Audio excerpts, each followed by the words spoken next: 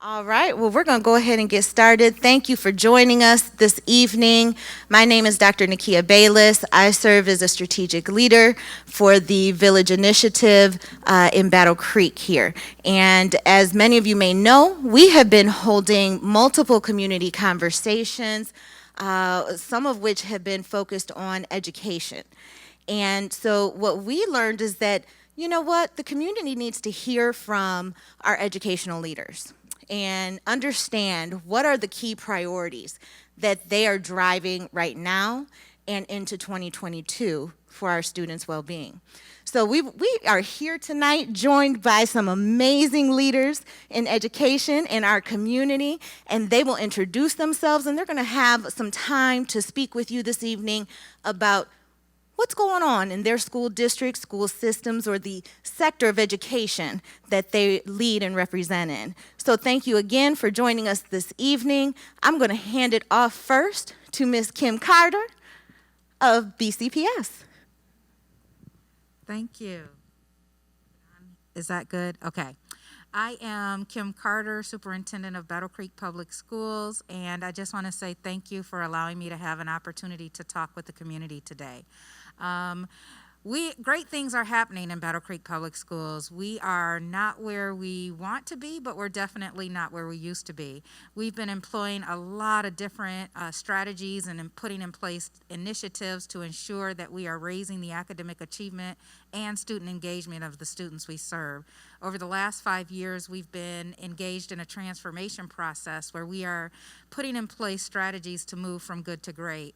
That has resulted in double-digit increases in kindergarten readiness, increases in the number of students in our early childhood programs who are ready for school, and we are seeing increases in early reading achievement as a result of the investments that we've made. We've been able to improve the experience of our high school students by transitioning to a career academies model, and that has resulted in partnerships with over 60 businesses that are helping us to redesign the student experience to make sure that they are workforce ready and what we call college, career, and community ready. They have the opportunity to explore different careers in the high school right now so that they can determine what their lifelong pathway to success will be. We know not everyone wants to go to college, but we're going to make sure that whatever they decide to do, they have the opportunity to engage in post-secondary success, whether it be trade school, a certificate, or going off to a 4-year college.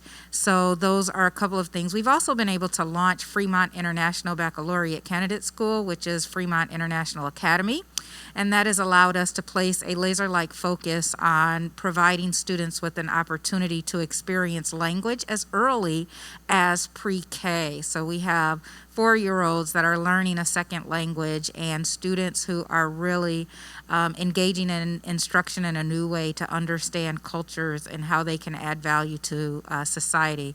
We've launched a middle school STEM program, and that has now allowed us to provide science, technology, engineering, and mathematics instruction to students at 6th, 7th, and 8th grade, and a very unique experience in a part or a wing of our high school.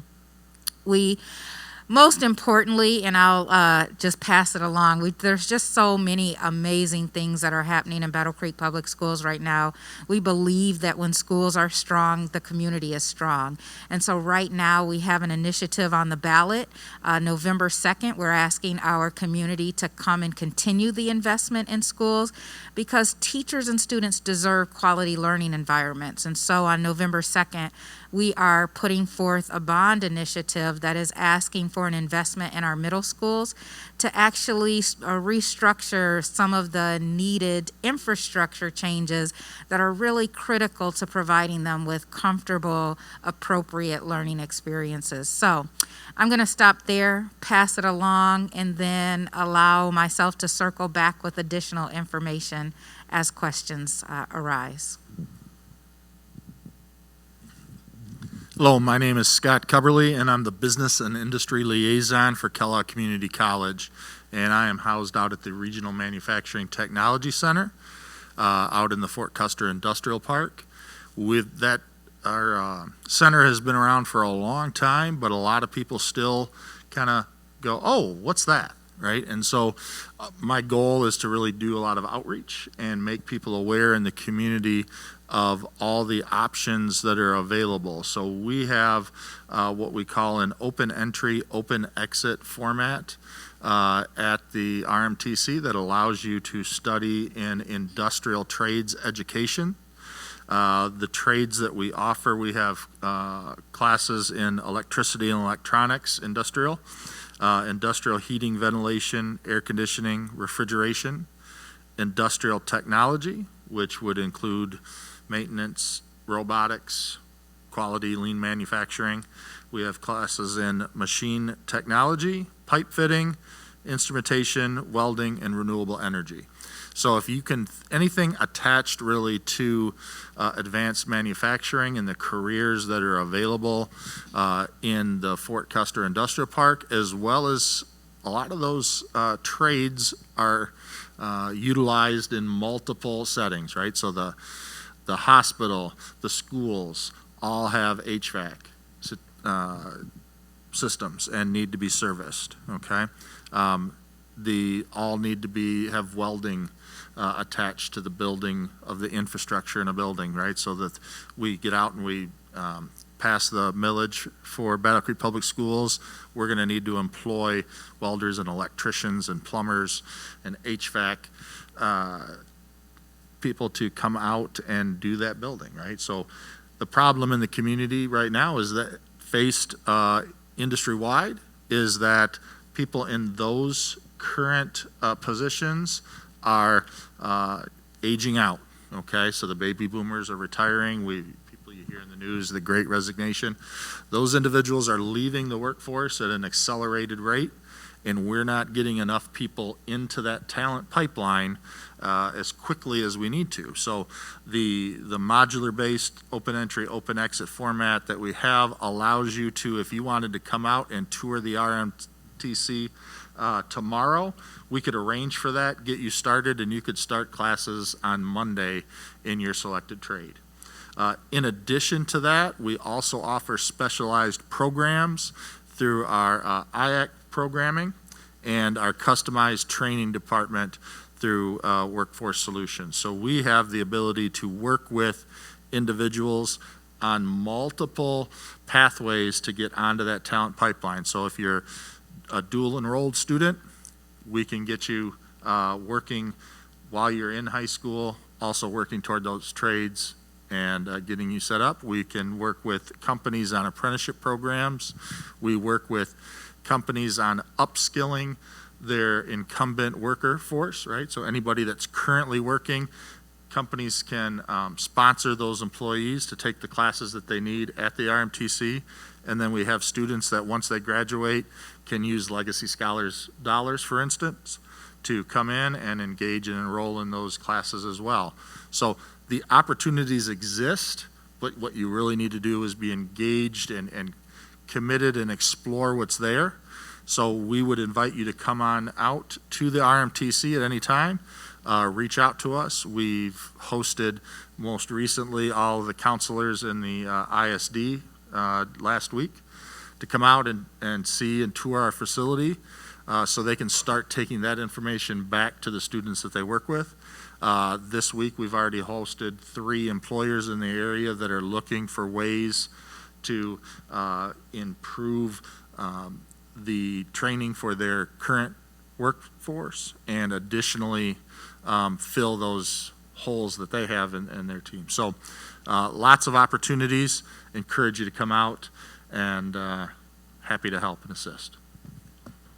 But be prepared if you go out that you're going to want to do one of those degrees, because I've done a tour and I wanted to be a welder when I was done. So hello, my name is Jenni Kotowski. I am the Director of Admissions at Kellogg Community College. So I'm taking some of the things that Scott said and talking globally as well. We are accepting applications and enrolling students for the spring semester. So I think something to think about with higher education is we assume it's a fall start, and it's not. Students can start and be successful with us in the spring semester. Classes start on January 18th, and there is still plenty of time to get enrolled and be ready to go. I like to say, make your New Year's resolution come true now. So there's no need to wait. We have, registration has started. We have lots of support services in place to help students get registered. From a student who is very much exploring and is not sure what they may want to do, can meet with our Career Center and be able to talk through that, to the student who knows exactly what they want, we can help them on that path as well. What's really nice about Kellogg, and Kim, you mentioned this at the beginning, is we have something for everybody. We have our trade programs. We have short-term certificates that could be 1 to 2 semesters that allows students to go right into the workforce. We have stackable credentials where you could earn 1 degree and then continue on towards an associate's degree and then continue on towards a bachelor's degree. We also offer associate's degrees that let you go on to a 4-year institution. And we can help students articulate when they're not sure what might be the best fit for them. So let us help the students through that. I'd like to highlight 2 programs that we have coming up. One is College Night. This year we are hosting College Night virtually, so it will be all online and you can access it right from our college's website. It will be on November 9th from 6 to 7:30 p.m.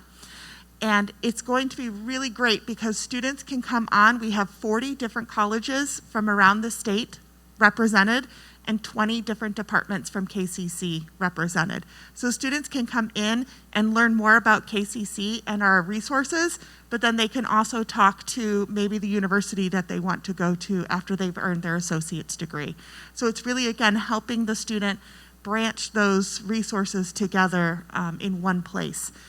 It's going to be, because it is virtual, students can hit an introverted student can come in and just get the information that they need. An extroverted student can actually talk to a representative from that college or department. And I'll make sure that there's going to be some digital flyers available after this. I'll make sure to get that information as well. But it is right on our college's website for you to be able to access that. So again, November 9th, 6 to 7:30 p.m. I'd also like to highlight the Michigan Reconnect program. This is for students who do not have a college degree, who are 25 years or older. The Reconnect program can pay for the student's education, in addition to any financial aid that the student might receive.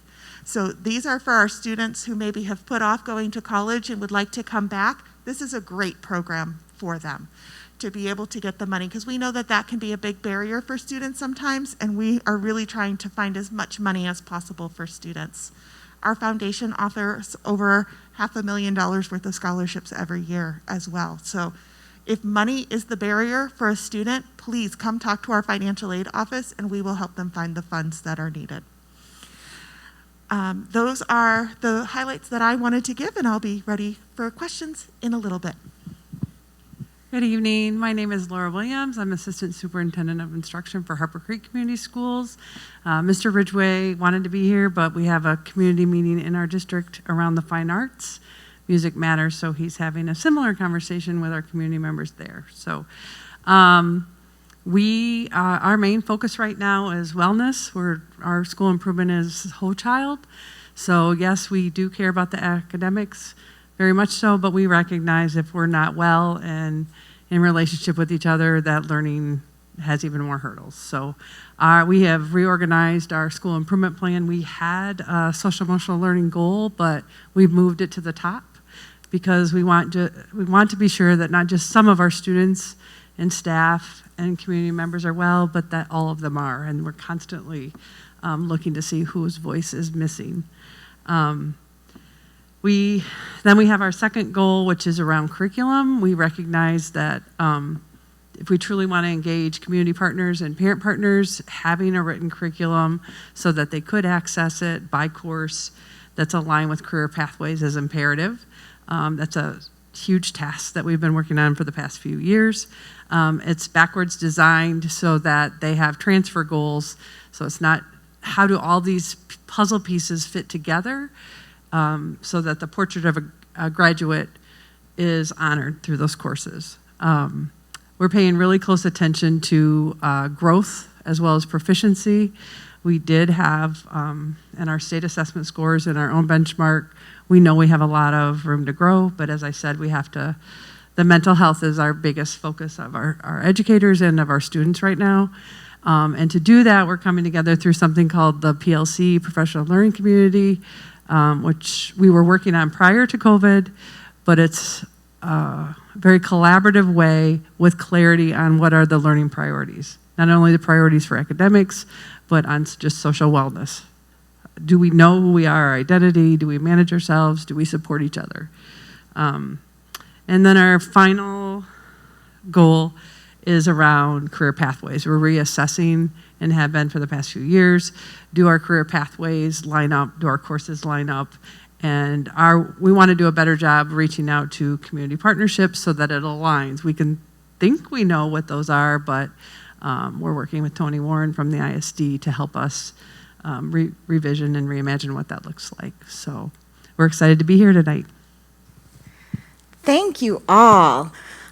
Before we get started with questions, one thing that I'd like to highlight is one thing that we're hearing kind of across the panel is an investment, a reinvestment in reprioritized values, right? And really making sure that resources, time, and talent are invested appropriately where there's the most need, right? From Bond with BCPS, we hear the intersectionality here with all of the schools, really. And so it's really important that we see and hear and acknowledge the connectedness that is happening in our community. So just wanted to lift that up because you all are doing a great job at really connecting well. And again, putting value and resources and really investing where it needs to be, where those critical areas are. So let's open it up to questions.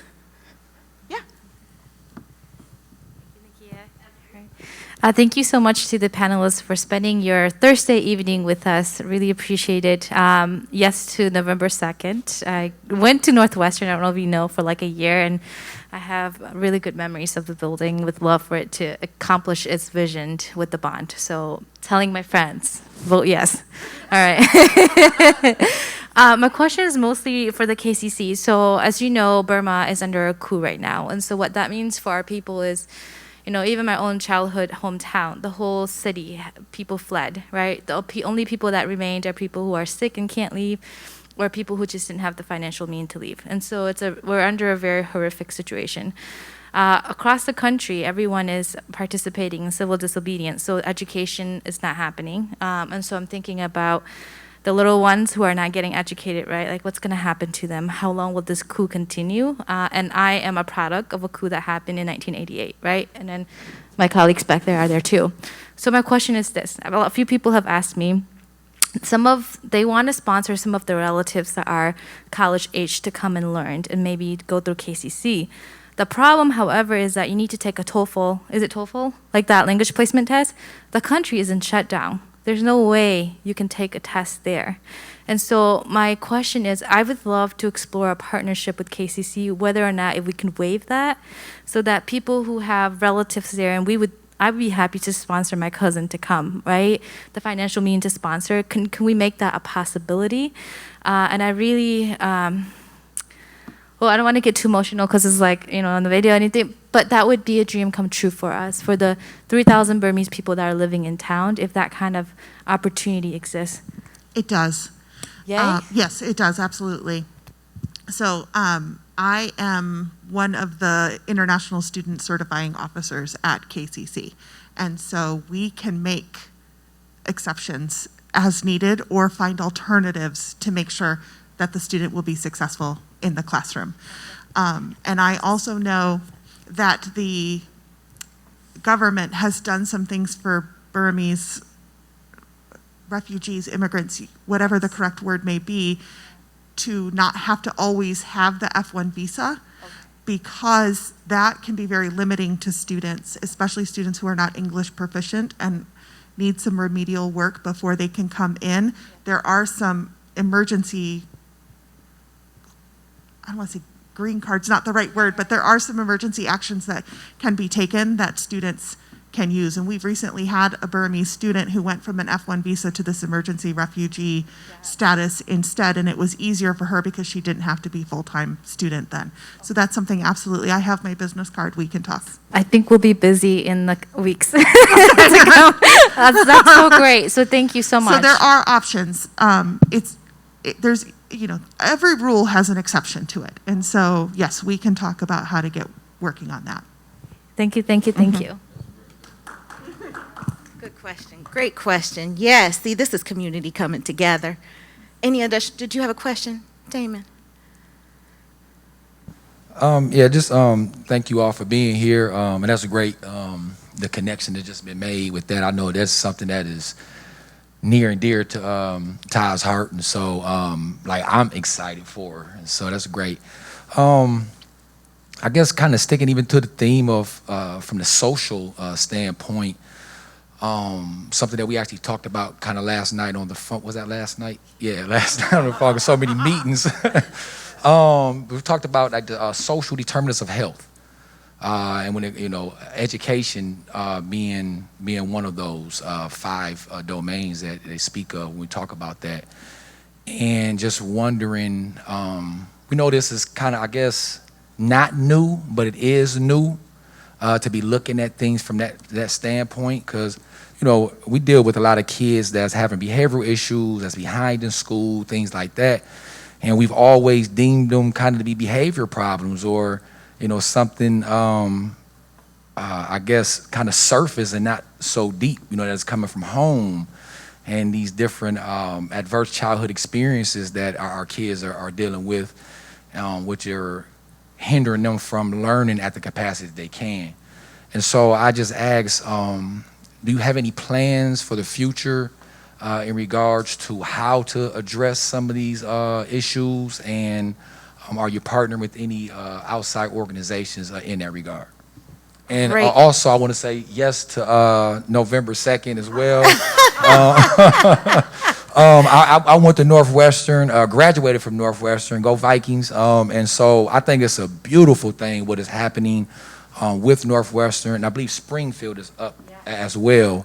I think that it is imperative that we vote yes for that, to get those schools in the condition that they need to be. And I love the whole, kindergarten through 8th grade. Yeah, I love that. I think it's long overdue for our schools to have something like that, especially in the Washington Heights neighborhood. I don't know if a lot of people do know, but Washington Heights is 33% below the federal poverty level. 9.8% unemployment rate, and there is a 43% high school graduation rate. And so these type of things are definitely needed in our community. Thank you, Damon. Can we, each of you may respond, please, to Damon's question, because I've heard each of you speak about looking at the whole child, right, and social emotional well-being being a priority. So we'd like to give each of you space and time to respond. So our grant-funded programs out at the RMTC in the IAC department. So we have our CAMA program, we have a CNA program, we have a phlebotomy program, and we have a retail business program that all are funded through the Kellogg Foundation. And as a result, we have embedded supports to work with students to overcome barriers that exist. So we have career coaches on site that work with those individuals. In addition to that, we are students that are dual enrolled, and Jenni can talk a little bit more about that, but have access to student success coaches. So we are committed to ensuring that it's about success, right? So, and success is different for everybody and what that entails. So if they need to start with a rapid 6-week kind of program that allows them to build some foundational skills and then the technical skills to get them a job, and then be supported while they're on their job search or they start that first job, and allow them to be successful. Other people with our open entry, open exit format, employers are calling us daily and saying, do you have anybody that is ready to start? And the misnomer is out at the RMTC is that there's just students just stacked up and ready to come right out on a conveyor belt and head right out in the workforce, and that's not the case. Most of the people that we have are employed already and are sponsored by an employer. So we've got to find ways to engage those students that have some barriers to success. As a child of poverty myself, I graduated from Battle Creek Central myself, lived in the Post Edition. I understand some of those issues, but they're different for others, right? So I'm a white male. I'm not a person of color. So I've got a different set of perspectives and a different set of challenges that I had to overcome versus others. And so I think you will find that KCC staff is committed to working through and engaging students where they are and finding ways and avenues to be successful for them. So. Go ahead. Add to what he was about the Kellogg and that holistic experience. We understand, and I think the pandemic forced our hand a little bit in a good way to really reevaluate how we offer our services. And we have found that we continue to offer services online, such as academic advising. You can meet with an advisor online or in person, and they are choosing online far more than in person, because it is easier to call your advisor at lunchtime than it is to leave work, drive to campus for a half an hour, have the 20-minute meeting, and drive back to work for half an hour.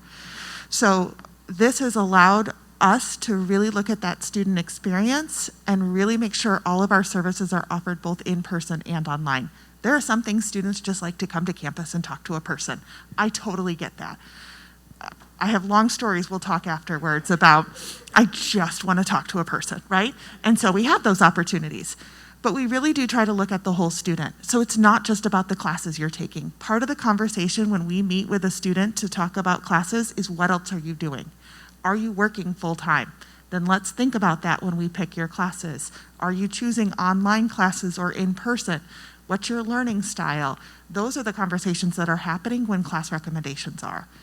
We also have holistic support in the way of counselors that students have access to. We have tutoring options, both in person and online. So a student who's doing homework at 2 in the morning can actually have access to 24-hour tutoring services.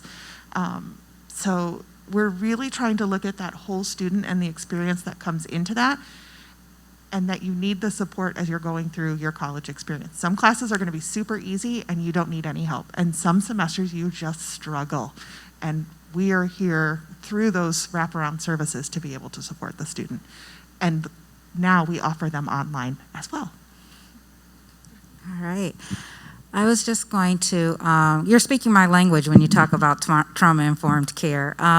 So Battle Creek Public Schools launched a trauma-informed practices approach about 2 years ago, actually, whereby we made sure that all staff were trained, and we also implemented what we call the trauma-informed guidebook to provide a framework for how we interact with students. That then is kind of the anchor for a saying that we have, that we see every child by name, need, and strength. And the way in which we do that is we have we have school social workers in every single one of our buildings. Elementary, middle, and high school all have a behavior interventionist, a trained social worker.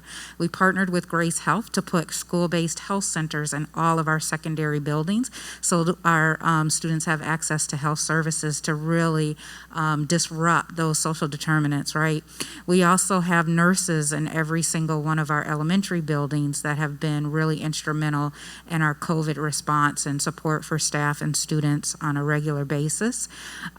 We have Bearcat Health, which is a organization of more than 20 social service agencies and community leaders from across the city of Battle Creek that sit at the table and coordinate services for students who are beyond the support of the school. So those students who we call Tier 3, who need additional supports, at that table table, we are talking about students who have probation services, students who need behavioral health, mental health, and wraparound services for both them and their families. And so we're coordinating those on a regular basis. We also launched a program. I can go on and on. We launched a program with Battle Creek Police Department called Handle with Care. So those students who have had interactions with law enforcement, we don't have to know what the incident was, but they do give us an opportunity to meet and greet those students when they come in the school and make sure that they have had some sort of support, whatever that interaction may have been, and we call that the Handle with Care program. So as you can see, that was the first part of our transformation, because we knew that without the trauma-informed practices that we would not have the conditions for success. So we invested a lot in that. We also have placed Bearcat coaches who are mentors in our schools, so that they can then also work on those families who are struggling with truancy. So we really have been intentional about designing a system that makes sure that not just the academic needs of students are met, but also their basic needs. So with that, we have a partnership with Communities and Schools. They were able to help us give out over 1 million meals during the middle of the pandemic. So we're trying to make sure that no family goes without, and that they're connected so that their child can engage in school on a regular basis. Yeah, so we also, even before the pandemic, started educating ourselves around ACEs, adverse childhood experiences, trying to shift the mindset of our educators and our parents watch and think, just, they're not respectful. They underestimate what's going on inside, as you said. And so we started that journey, and then we did some partnership with STAR. We have local certified trainers that are renewing annually to offer ongoing learning opportunities to deepen the understandings of the why. So instead of what's wrong with that child, what may have happened, and even if we don't know, it's a need-to-know basis, just understanding that we all do have strengths. I think a missing piece that we're trying to pay attention to is listening. There's a lot of talking and judging, and just there's less listening. And so we're doing some thinking about how might we show up differently around that. So we're at the infancy stage, but we had a group of 12 people trained through IRP, which is restorative practices, in listening circles. And so our facilitators have been practicing, and it's a process where people can come together with a common harm, whether it's racism, COVID, divorce. And it's not therapy, but it is nice to be in space with people that have experienced the same thing. And so it's not a dialogue, it's literally a circle. So that's one strategy that we're in the infancy stage. I just really think also empowering our youth. I think we underestimate the voices and the capacity. Schools have one of the highest human resources that I personally believe are underutilized, and I'm a part of that problem too, right? I try to fix it. And so we're also paying attention to how can we engage our youth. This is a great opportunity to help them be problem solvers, come alongside us, because they're full of great ideas. So as we build relationships through those different strategies, I do believe that I know we'll get through it, and I believe our youth are going to lead us. I think at times as adults, we, like I said, want to fix it. As parents, as teachers, as administrators, and our youth have some of the answers. Thank you each for that. And I also, again, want to acknowledge and lift up the connectedness, right? Even thinking about kind of the priority areas that each of you are working towards and in and driving for the students that you're serving. There's interaction, right, between BCPS students and their peers at Harper Creek and the other schools, Penfield, Lakeview. And so, I think what you're doing, Kim, you want to make sure that students at BCPS also see themselves as highly valued as their peers across the community, because eventually they're going to end up in KCC together perhaps, right? And in some of those programs. And it's really important that our education leaders are really connecting in those spaces and making sure that we're providing those holistic supports across the board and across the community, and that each of our students in the city of Battle Creek feel, see, are heard, they're valued, right? Absolutely. Pastor French, did you have a question? Not really a question. I do want to applaud and thank you all for spending your time with us and sharing the information, because it's a wealth of information. And I too will say vote yes, November 2nd. A couple of questions I do kind of want, if Ms. Carter, if you don't mind elaborating on the Bearcat. I have heard about it from Pastor Wine, but can you elaborate a little bit more as far as the Bearcat and what exactly do you do? And are you talking about Bearcat Health? Yes. Yeah, so that is a meeting of individuals from, so included on that meeting that happens every month, we have representatives from the Battle Creek Community Foundation, Battle Creek Police Department, Department of Human Services, we have Family and Children Services, Summit Point, Star Commonwealth. I could go on. I'm trying to think to make sure Grace Health is represented, the Calhoun Community Health Department. So all of the, and that's, I'm probably missing several more. Oh, we've added the women's shelter. That's Safe Place. Yes, thank you. Safe Place has a representative on there. So I think I say all that to say that, and what I am so proud of, because this is a testament to the community of Battle Creek Public School, of Battle Creek, City of Battle Creek, is that it's the leaders of these organizations that are meeting. And the purpose is to really think about where gaps are for families and children, and then try to make sure that we are eliminating them through conversation and collaboration. And so then out of that, we have kind of birthed subcommittees. And so I did miss BC Pulse is a part of that. I don't want to lose that, because on the subcommittees, there's a subcommittee that is looking at literacy intentionally. What are our literacy goals in the city of Battle Creek, and how can we achieve those? And then there's a subcommittee that is really specifically focused on behavioral health and how we make sure that kids who are struggling are getting access. It was born out of really realizing that there are lots of organizations trying to do good work, but in the absence of communication, we were still missing things for families. So that's what Bearcat Health is all about. Thank you. Ty has another question. No, you are good. No, absolutely. So I have two questions, one for KCC and one for BCPS as well. I just want to, acknowledge the amazing job that BCPS is doing and has been doing as well, and just your support to our kiddos as well.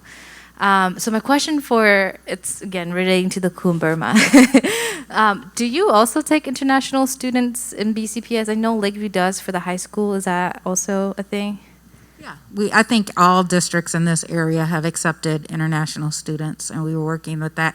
The other thing I will highlight is that we also this year hired a full-time EL coordinator to make sure, because that was one of the gaps that we saw, is that yes, we were paying attention to our English language learners, but we didn't have enough connection. And so we now have a full-time district employee who is really making sure we're connecting them to what they need. All right, that sounds amazing.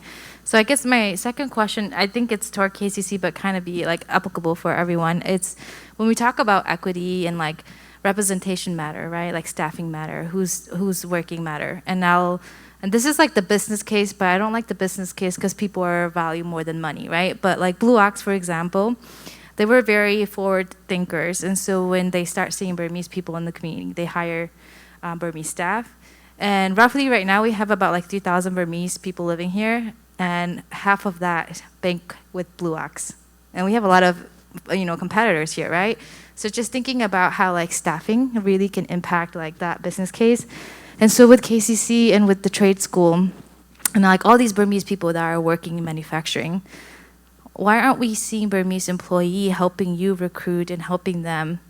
Not like indictment, right? Just more of like a questioning, like what can we do to hire and diversify your staffing?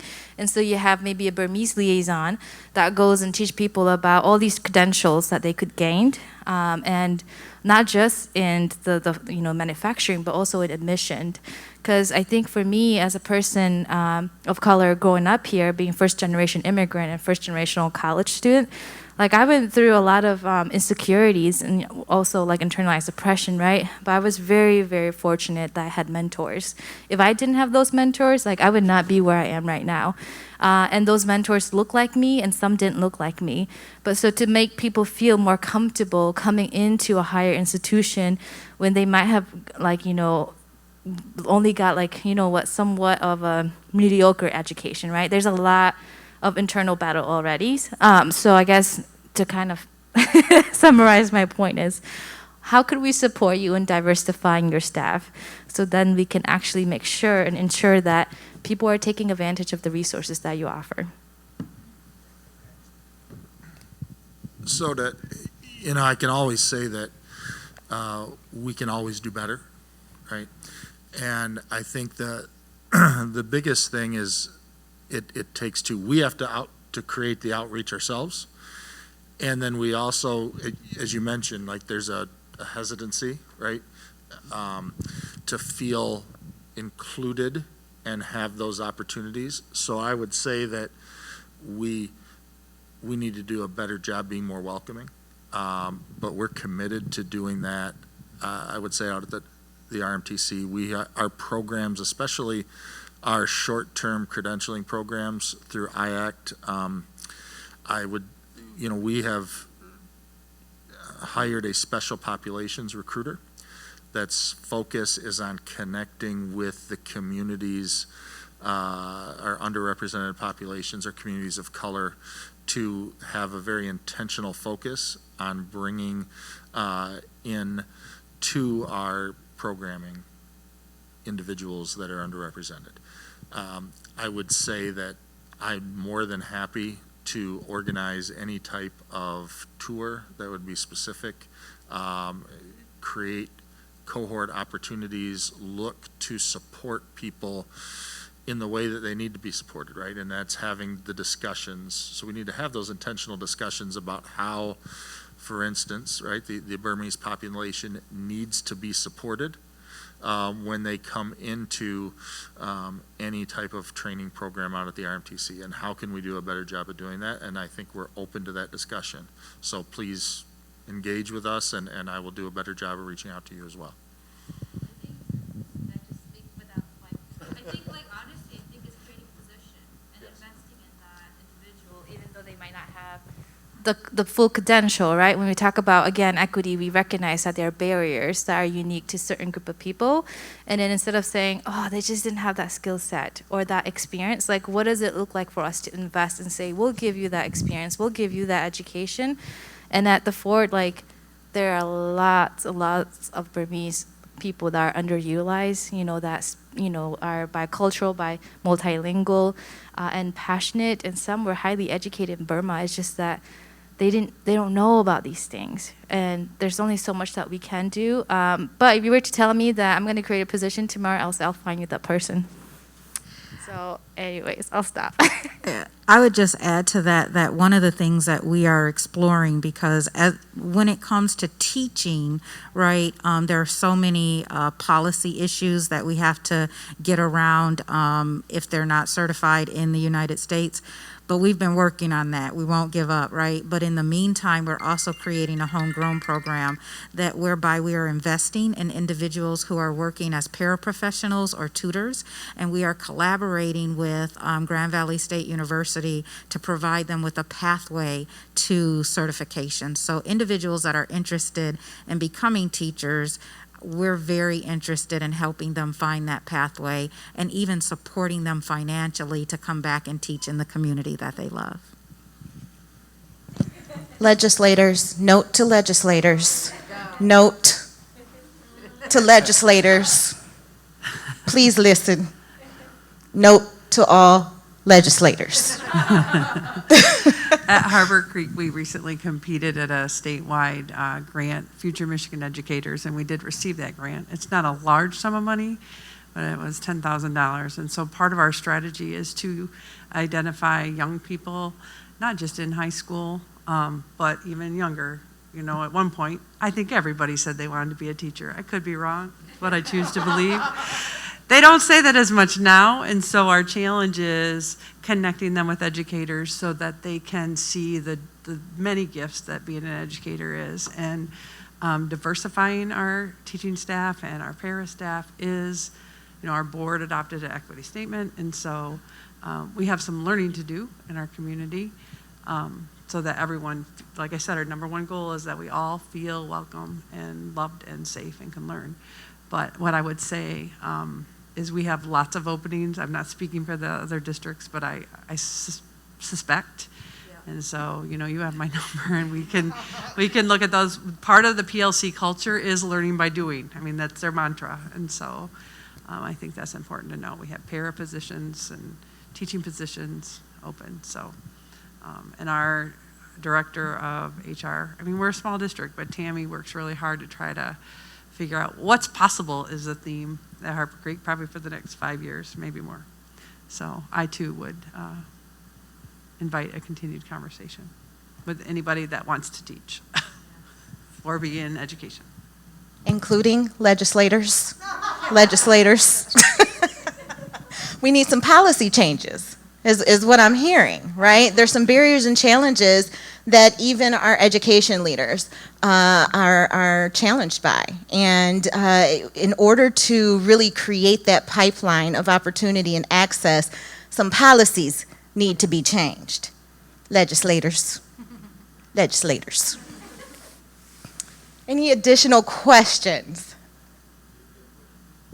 I have a question. I'm glad Ty raised that question because that's one that I was going to ask, but it was more geared towards the African American community, but I think all people of color, it applies, it's applicable.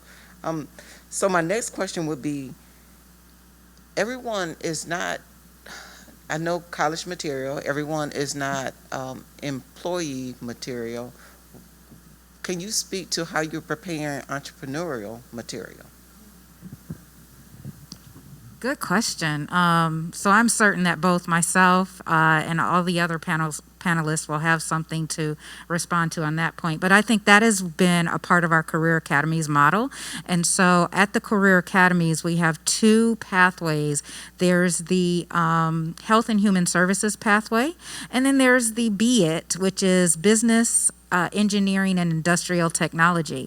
And in the business pathway, we are really focusing on how to develop entrepreneurship in students as well. And before they leave, they will create and finish a capstone. So we're allowing them to explore how they can work for themselves and determine whether or not that's the pathway that they would like to choose. So we are really trying to focus on that through business relationships and project-based learning at Battle Creek Public Schools.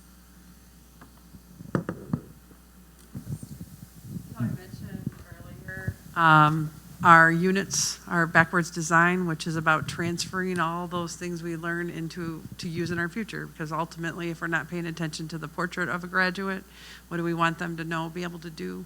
And so with that design, it is all about thinking, not what to think, but how to think. And it's breathing in this notion of what's possible.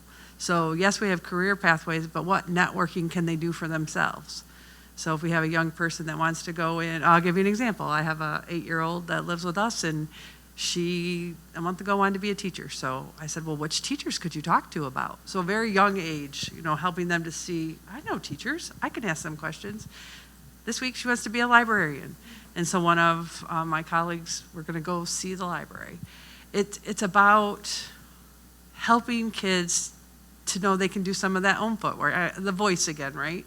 Who do you know that's in aviation? Who do you know that is a librarian? Who do you know that is an engineer or a plumber? So I think it's really important that as they're in those courses, they're engaging, and we have some work to do in education overall, but even especially at Harper Creek. And we have teachers that are amazing and that are making those changes collectively. So the trades really lend themselves to entrepreneurial endeavors, right? So if you can get some foundational training You can get a certificate. You can decide to pursue an associate's degree, but as long as you get that certificate, you can then start to go out, depending upon the specific trade. You can work underneath a journeyman. You can enter into an apprenticeship program. These are hands-on types of jobs and learning opportunities. Now, don't get me wrong, all of the trades have a component of math, right? They have a component of some reading. So there's some foundational things that have to be done, but our instructors are set up, and the different thing about our instructors is that most of them have industry experience. So they're coming from working in the trades and can give that kind of direction of how to, if you just get, and I'll use our industrial electrical program for an example. Students complete about the first 10 modules, then the IBEW opens up their apprenticeship applications program, and if they're looking for 20 students, about 10 end up coming from our program specifically that are ready to go because their lab is located in our facility. And having that ability to start through, go from an apprenticeship to a journeyman, and then be able to get some experience on your belt, then maybe branch out and take a business class, right? And pull in and look at how you can start your own business, okay? And I think our instructors do a pretty good job of providing career guidance, right? If that's somebody that is more interested in pursuing that kind of individual entrepreneurial spirit, they're going to try and work with them as much as they can to provide that guidance for them. But it still takes hard work. I think there's one misnomer for the trades, and specifically as it relates to high school guidance counselors thinking, right? A lot of times it's about understanding, and they're overworked. I mean, I taught school for 10 years myself, so I have a tremendous amount of respect and understanding for those counselors. But, right, sometimes you get in the mode, you don't get to see every student, you don't get to talk to every student, and it's college is the way, but there's alternative avenues to finding successful opportunities to move yourself and your family from poverty to Alice and beyond and you can do it through the trades. I mean, you're talking about high-paying jobs for individuals. You've got electricians that are going to be making $40 an hour. You've got HVAC technicians that could be making $60 an hour, welders that are making $20, $30 an hour. So it's about trying to find the right person to motivate you to say that you can do this and be successful. And that opportunities are there. And we're happy to talk to students and get, even some of our instructors, they're specific to a specific trade, so maybe the electrician, but they talk to the student and they're not quite getting it that way, but maybe they direct them to the welding department. They just want them to be successful, so they're not prioritizing, you've just got to complete my program no matter what. They're working with students in that way, so it's an individualized instruction that meets their needs. And so it's not fully, I think what I'm addressing your question, but I hope I went a little beyond that. Thank you. I think when we talk about going to college, it's often going to university. And there is a stigma against going to a community college, unfortunately, because I think it's the best second choice a student will ever make. How many students start off at a university and are not ready for that yet, when a community college was probably the place to start? And I have worked, right? And we all have those stories. I tried to drop out of college. My mom refused to come get me, so I had no choice but to finish college. So for me, I think I have worked at a large public institution, and this is my second community college that I've worked at. I think that the ability to have open arms, no matter what age you are or what happened before you came, is where a community college really thrives for a student. We have a grade forgiveness program for students. So if you started at 18 and weren't ready yet, you can come back at 29 And we can talk about wiping those grades out and letting you have that fresh start so that you can be successful now that you have figured it out. We just sent out some outreach to some students, encouraging them to come back. They had applied and hadn't started with us. The average age of those students was 29. So this idea that you have to go to college or university at 18 to be successful is not true. And somehow, legislators, if we could break that, to go with the theme here, we could break that stigma to help students understand that this is a powerful resource, that 4 years can feel like very long time for a lot of people. When you say you're going to go off to university and get a 4-year degree, how about you come and start with us and get a certificate in 1 semester, go into the workforce, and then continue to build those credentials to get to that 4-year degree. It's a marathon, not a sprint, but we have to be able to see that end line as we go through. So for me, that's the joy of a community college, is that we can help students at any part of the way once they, whether they figured it out or not, because we can help them figure it out too. I think that's the other great thing about a community college, is high school brings a particular lens. Math, science, English, history. You don't often get a lot of choices. You get a couple of electives in there, right? But at college or university, students really get to find their passion and stick to that. And I think that's where students often really thrive, is when they can just figure out what they're good at and then take those classes. And I think sometimes we're opposed, like, well, I'm good at it, why would I continue to do that? Well, we can improve our strengths by 80% and our weaknesses by only 20%. So let's work on what we're good at. Thank you for that. By the way, shameless plug, legislators, I have a PhD. I had a full ride to U of M, to Western Michigan University for teaching, and lost it because I was not ready. Yeah. And I come from a family of educators. So I just want to say, it is very, very important that we start to eliminate these barriers, these challenges, and the stigma that is associated with attending a community college to get your feet wet, to get started.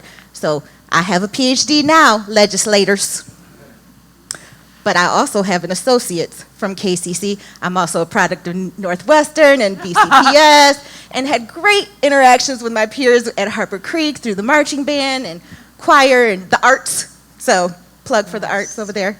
Yes. And I think you hit it on the nail on the head, is ready is different for every student. That's right. Sometimes it can be academically ready, sometimes it can be emotionally ready, sometimes it can be developmental, like there's just so much. And really, by thinking that all through is part of the decision making. There's so much, like, you got into Michigan, you have to go there. That's right. But are you emotionally ready, and do you have the resources to be successful there? Do you see students that look like you that you can bond with and have that support that you need? And staff. That's all, and faculty and staff, and that's all a part of the decision-making process.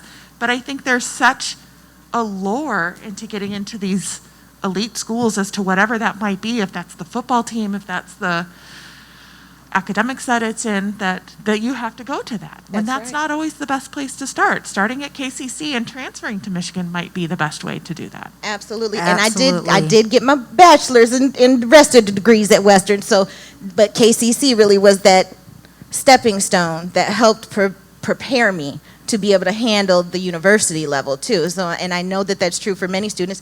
It's been true for my own children. So, no more stigma. Well, and because we're talking to the community, I want to make sure that they know that in Battle Creek Public Schools, every single graduate gets 68 credit hours free at KCC. So please make sure that you are passing that on, that students can get a 2-year degree free as a part of our Legacy Scholarship Program. And it's available to every single student that leaves Battle Creek Public Schools. And books.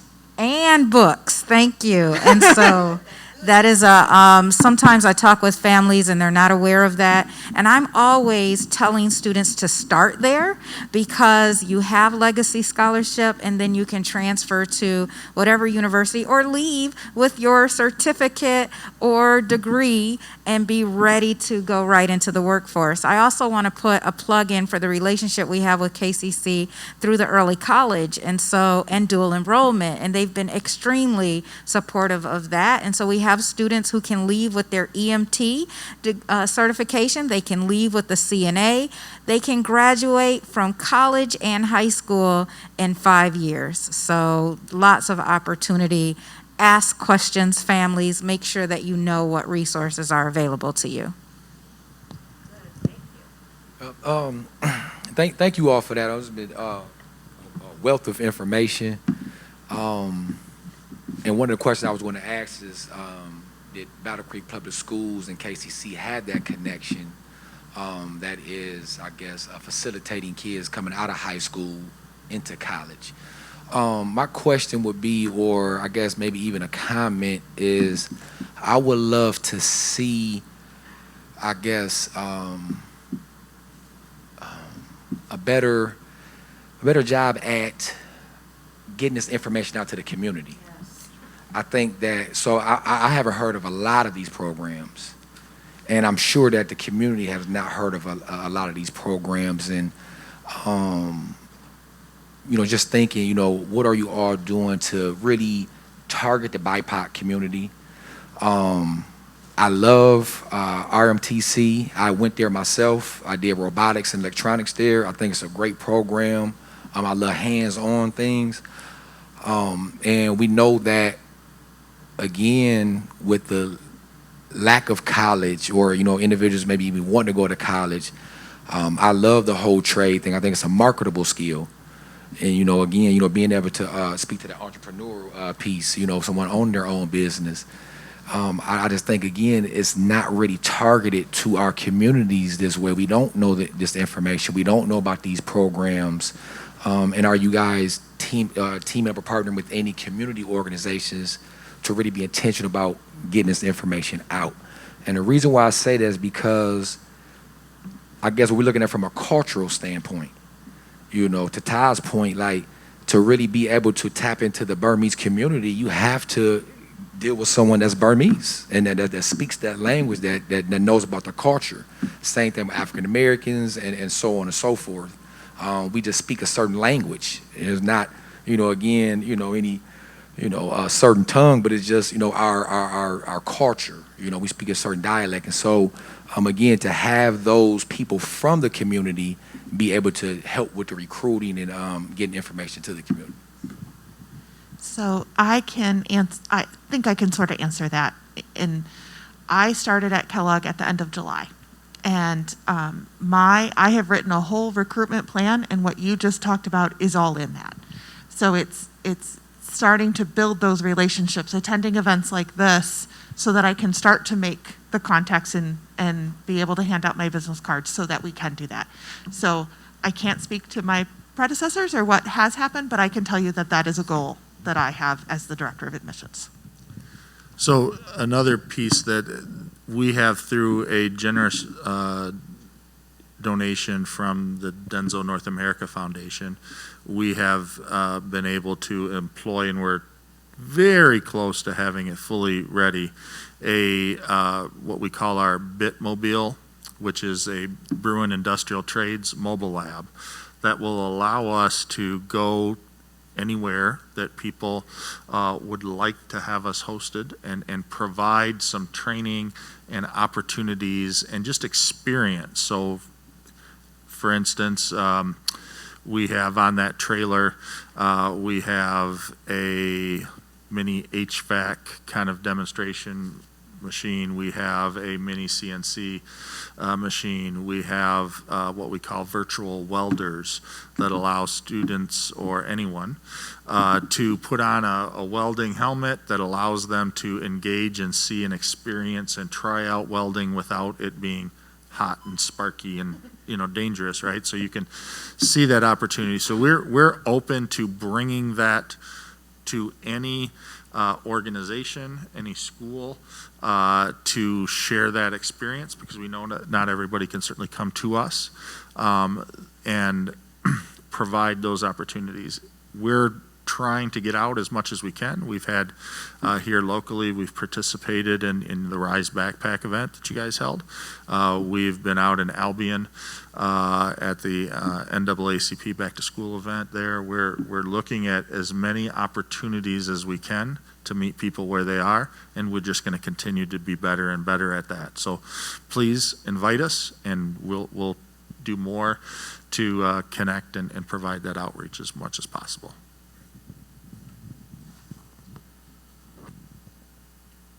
So the last question I have, I've sat in on another conversation, and I thought back to my childhood when I was growing up. There were always wraparound things in the community. You know, they used to have the community centers. They used to have the education, community directors. They used to do the recreation programs after school. They had the after school programs. There was always something that kind of encouraged children. So as a member of this community, what is it that we can do as a member of the community to support and to help you? Very good question. And so the theme of our transformation has been that partnerships matter. And so I'm going to give you an example of one of the partners, or a couple of partners that are already in the room, right? So with Damon and Rise, they have been supporting us with students who may have been excluded from school or having difficulty. And instead of having to go home or something like that, he provides a program where students can have support and then get what they need and then try to find their way back into schools. So that's one example of how we get the help from the community. Another example is how we partnered with Ta this summer, and she had a summer program for kids, because there are 4,000 students in Battle Creek Public Schools, and in our summer program we had about 1,000. That leaves 3,000 kids out there who need access to out of school time care and supports. And so the number of community organizations that can provide out of school time activities, to your point, is really going to help us move the needle for children, because that's the time that they need help and support, and there's lots of opportunity there. Because I know housing is also an issue. Oh, absolutely. So on that front, and I apologize for taking all this time, but right now I'm working on a project whereby we are really talking about how housing, education, and community wellness are the three pillars to success. And so we're having conversations of how the Northwestern investment through the bond is just an anchor of a larger project to invest in housing redevelopment for the Washington Heights neighborhood.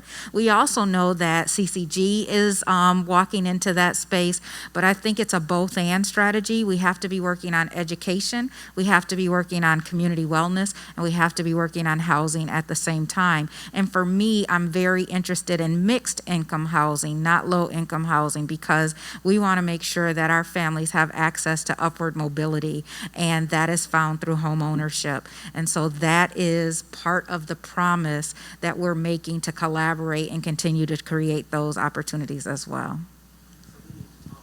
Absolutely. Yes, BCPS definitely is a phenomenal partner, community partner to the village. Damon, Rise, and Ta with the Burma Center are leaders. They are board members of the village, and so you'll start to hear a lot more about that as we continue to roll that out. We've been working hard behind the scenes for a year, y'all, and so and doing great partnership with our community partners here. So as we close, I just want to thank you all for joining us tonight and providing some critical key information for community. What I would like to do is just give each of you some final last words and how to connect to information that you have available. We will also provide that through the village social media pages, websites, United Way, and each of our partners. So we will do a share out of some themes that came through. I think we need to send some to our legislators. So, but just want to give you all, each of you, a moment. Thank you, Kim. Thank you, Scott and Laura and Jenny, for being here today and representing our educational community and some of the things that are really phenomenal that are happening in the direction of really looking at the whole child across our entire city. So thank you. So I just want to say thank you for having me and thank you for allowing us an opportunity to share, but also to hear how we can continue to get better. I think the theme that I would leave with is that partnerships matter and that together we can make a world of difference. And if we were all working together to create great opportunities for kids, we are going to save children's lives.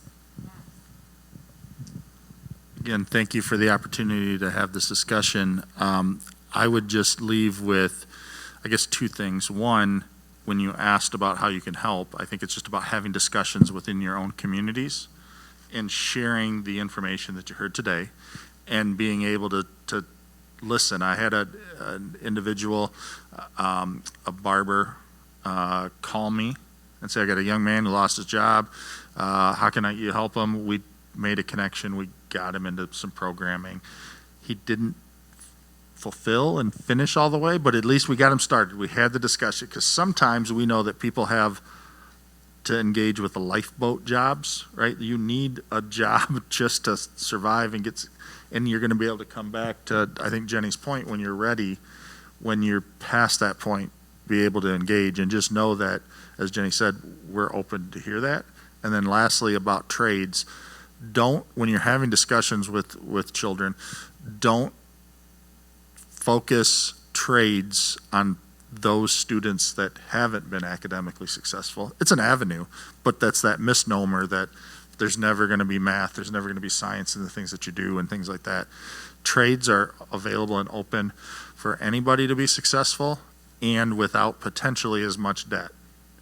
So you have the opportunity to get trained rapidly, be successful, and move forward and have a way of providing for you and your family that many people don't think about. We're looking forward to partnering with KCC around workforce development as well. So some cool things coming on the forefront. I think, like Scott said, the conversations and to be able to meet and have those and so that we can connect. I think that's always the big thing, is asking us to come just as much as we need to connect with you. So things like this, my previous school, it was always so frustrating when you would find out about a high school fair and you're like, why weren't we there? So making sure that, again, breaking the stigma of a community college, talking to students about that, half the cost. If you come from a Battle Creek high school, it's free, and so we've got the resources to help you. It's just it's getting that out there in both ways. Thanks. I'm excited to be a part of this on behalf of our district, and I also appreciate the good questions to help us keep thinking so we can be a better organization as a collective community. My biggest worry is that everyone's going faster and alone, and one of my favorite proverbs is the African proverb, want to go fast because we're trying to catch up, right? Want to go fast, go alone. Want to go far, go together. So this is just one example of the opportunities to go along this together. And this time of competition and less listening, I'm encouraging myself and us all to listen, listen, listen. My timer's up. Just kidding. So thank you on behalf of Harper Creek for letting us join. Thank you. Thank you so much for being here. And we were kind of snickering a little bit because that African proverb is one that the village stands strong on as well. Our work is definitely grounded in collective liberation, that you can't liberate one without liberating us all, right? It's yes, to your point, in partnership, right? That partnership is so critical. So thank you for joining us this evening. We want to thank Grace Health for providing the facility. We want to thank Amazing Sound and Tech, Amazing Grace. Thank you. Please, if you need sound and technology, please reach out to Amazing Grace. Yes, and they are a company of color. Yes, support. Thank you. And have a wonderful night. Look forward to connecting with the information that these amazing leaders have shared tonight. And we will definitely post this recording as well. So thank you for joining us.